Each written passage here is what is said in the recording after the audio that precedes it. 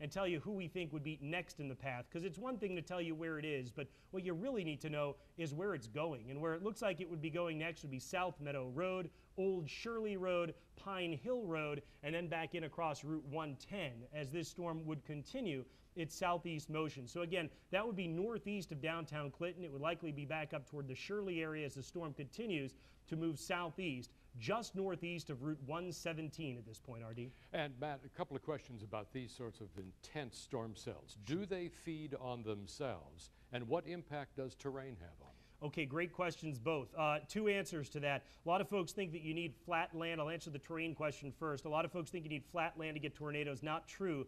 A lot of times, keep in mind, this is issued because Doppler radar has indicated rotation. That means there's rotation in a cloud. So if that rotation in the cloud is producing a funnel cloud, let's say that funnel cloud is 1,000 feet off the ground. If you hit a 1,000-foot tall hill, suddenly your funnel cloud becomes a tornado touchdown. So hills, flat land make very little difference. Sometimes they can turn the winds around, but that would be about it. What about water? Water, of course, is, I mean, you've got plenty of, you mean the way it would affect a tornado? Or exactly. Just, okay, water has no effect. Water, all it does is it gets sucked up by the tornado, unless, of course, a storm were to move over the ocean. That obviously is not the case here. Story. Right.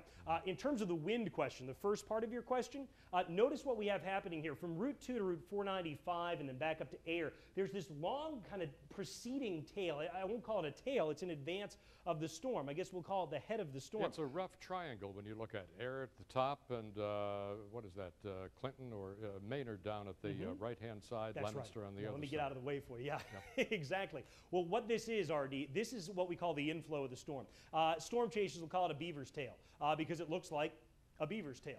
This is your inflow of the storm. So essentially what's happening is your rotation is right at that hook echo we've been watching, which is moving south and east, all right? Out ahead of the storm, you're sucking the air in, all the warm and humid air. It's still in the 80s. You're sucking that warmth and humidity right across Route 2. As the warm air rises, it forms a cloud, you get rain, heavy rain. If it rises high enough, you get hail. That's what you get when you see this deep red and this purple that shows up. And then at the center of the storm, where that inflow comes in, you get an exhaust, a downflow. You get a fast wind. We hear about downbursts, macrobursts, microbursts, all damaging sorts of wind. That's still a concern with this storm. Let me zoom in just a little bit and show you what I mean here, RD. Whether or not you have a tornado touchdown, you have to have a point where this inflow that's coming into the storm wraps around and whoosh, comes back out in exhaust. That exhaust can sometimes go 60, 70, 80 miles per hour. And even if it's not spinning at the center, you're still getting a strong straight line wind. And that's still the concern that we have here. And that would match up with some of the reports that we've had from upstream, I'll say, from earlier spots where this storm has hit. Just to give you an update on what's going on here in regard to the location. All right, here's the next scan. And you know, when you hear the groan out of me, that means that I don't have good news. I think you can see, if you've been watching this for a while, you can see for yourself, can't you, RD? We've got still this loop. We've still got this hook. We've still got this rotation. The storm continues to cycle as it comes in on the north side of South Lancaster. It's coming down Route 117. It's headed toward Route 495 now. So based upon what I'm seeing here, I wouldn't be at all surprised if the National Weather Service continues the tornado warning very shortly here and extends it back out to within the 495 corridor to take this potential tornado, back inside to Route 62. Now, Matt, let me interrupt a second. Complete your thought there and then take a quick break. Sure. I want to bring a couple of phone calls into play here, and I know you've got viewer reports you want to digest as well. So absolutely, and really the end of that thought was that this storm does continue to cycle, RD, and so it's entirely possible that we see it cycle down or weaken over the next 5 to 10 minutes. So we'll keep watching every radar scan. All right, it's 10 minutes after 8 o'clock. If you're just joining us at NECN, a tornado warning remaining in effect for Worcester County. It's been sweeping down from the northwest toward the southeast. Josh Brigadier live in Fitchburg. I hope we've lost Josh. All right, well, let's go back to the radar and take a look. Matt Noyes has been following this hook echo for, well, more than an hour now, just about an hour and 5 minutes. That bright red area is the tornado warning box. We have watched that progress from the northwest to the southeast. There you see South Lancaster. There you see Maynard, Leominster, Hudson, Fitchburg, started in Winchendon. This being declared about 10 minutes after 7 this evening. and we've been following this progression. One unconfirmed report of a touchdown.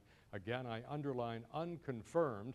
Matt Noy's getting a couple of other reports in. Matt, anything there we need to know about? Essentially what I have for you here is that in Ashburnham, we have in South Ashburnham, multiple trees and wires confirmed down with road closures on Central Street between Pleasant and School Streets.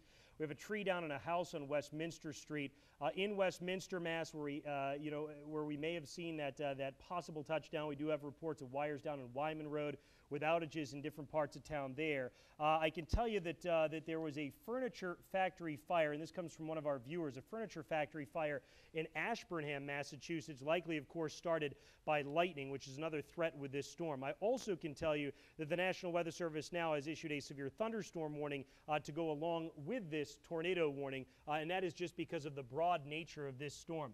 One more update. Let me insert one question here. Sure. As we move forward, one of the things we're going to want to find out is whether these were straight-lined winds that have done this damage or whether there was rotation to them. Yeah, absolutely, and unfortunately at this point that is indiscernible. What's going to have to happen? You remember from the tornado that touched down in Bridgeport, we went a full 24 hours just about not knowing whether that damage was caused from a tornado or whether it was caused from straight-line winds. I can guarantee you the National Weather Service will investigate the damage, and the reason I can guarantee that is twofold. One, the public wants to know. Two, the Weather Service wants to know. Nobody, myself, the Weather Service, nobody takes these warnings lightly. Nobody would ever issue these warnings if they didn't think that they were going to verify. So one of the things the Weather Service needs to do is they keep track of their false alarm ratio, of how often a warning is issued and does not happen.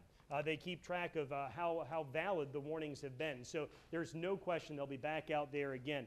Let's see, I do have a report of a rotation now coming from a viewer in Clinton, Massachusetts, presumably RD on the north side of town. One of the things that smack dab in the middle of the warning box, too. Yeah, essentially, that's right.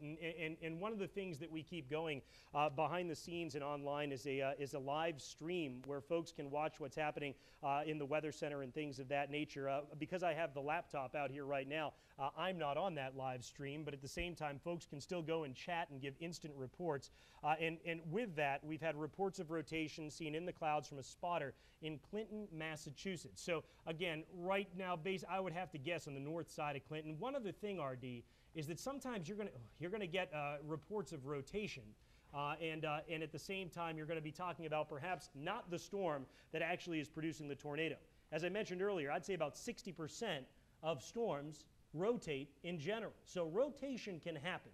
The concern is when your rotation becomes tight and strong and you end up with a tornadic storm. The latest radar scan has come in.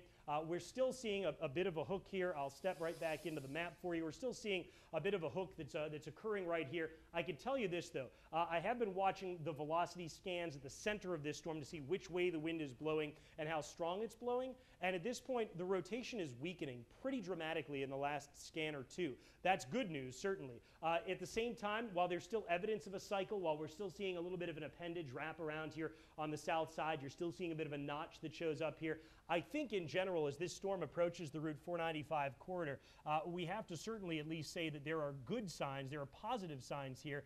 I want to continue to watch its cycle as it goes through, but essentially as this tornado nears the edge of the tornado warning indicated in red, it does at this point anyway appear to be showing signs